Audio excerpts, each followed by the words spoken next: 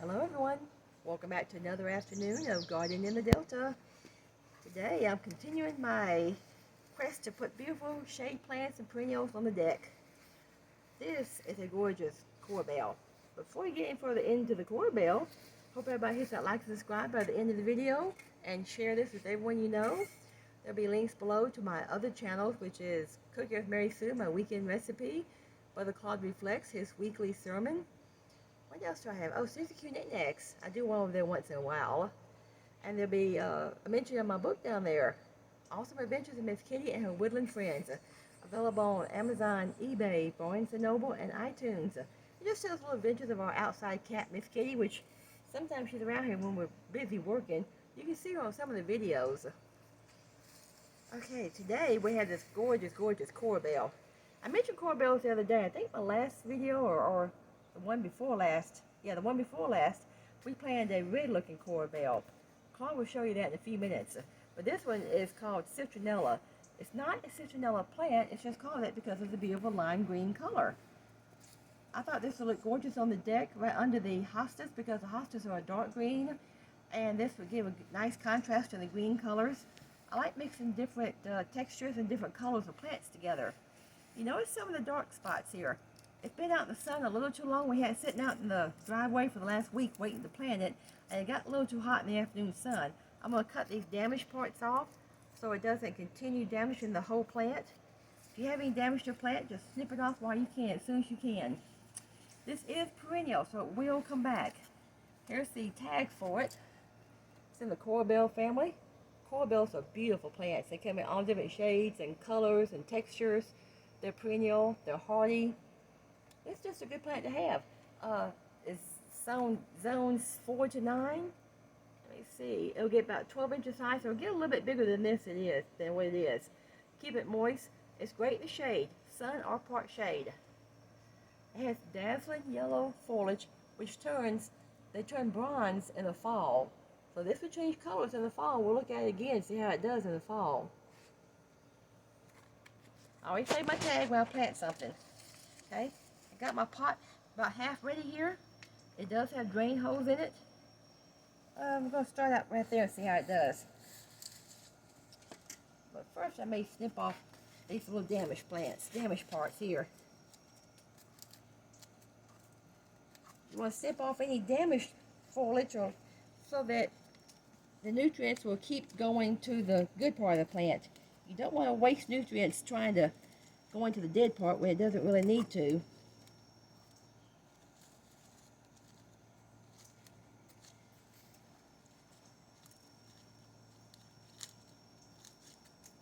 There. Got a few more on this side.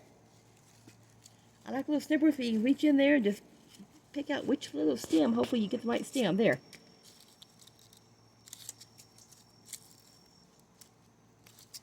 This isn't going to miss a few. It has so many on here, and there's new ones growing underneath on the bottom part.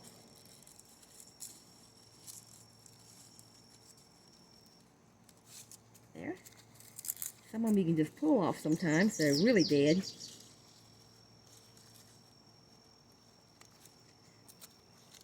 should do the same thing with plants that bloom.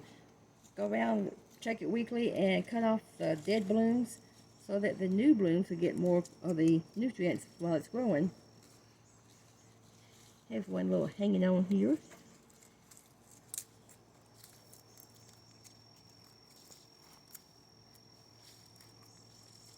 One more up under there. That might be good for the moment till I see some more, almost.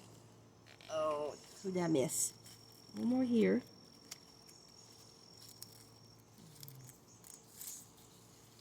Maybe this one. Hopefully that'll be the last one. There. We'll let the rest stay for now. Try to get a plant out of a pot, kind of squeeze it and squish it. You can feel it getting loose. It should just slide right out when you pull it. If it doesn't get loose, you can always take your hammer and just kind of bang on the bottom of it a little bit. There it comes. See the roots up in there. It's pretty well root bound. It's needed a new pot for a while.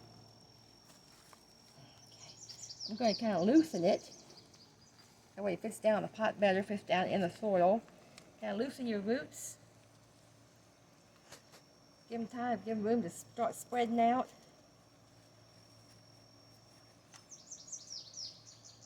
Oh, this was nice and loose. It had good soil in there.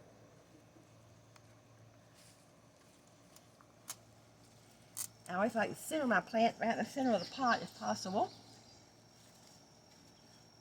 It's one more little half dead one on top. I'll get this one in a second.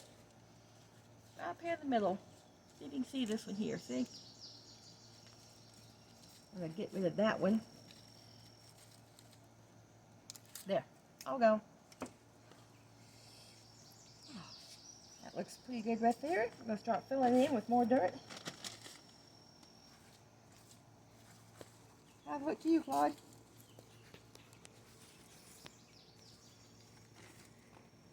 Yeah, that's fine. I'll put a lot of dirt around it now.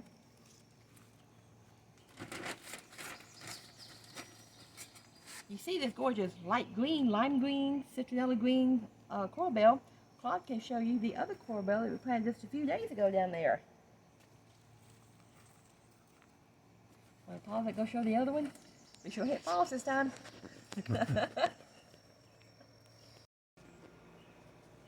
Here's one of her hostas that's blooming. She has these hanging out here on a, I don't know what you call that thing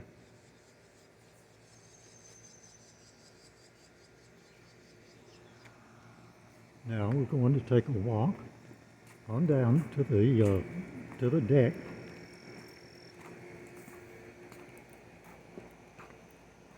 She said to be sure and tell you that she's going to put a stake, S-T-A-K-E, by this lily here. See if she can straighten it up some. There's the Corabells that she was telling you about. She planted it yesterday or the day before. It too got a little sunburn. This Ochera or Corabells has to be in the shade. It could not stand the sun. It's definitely a shade plant. So we're going back up now. Hopefully she's got that one potted.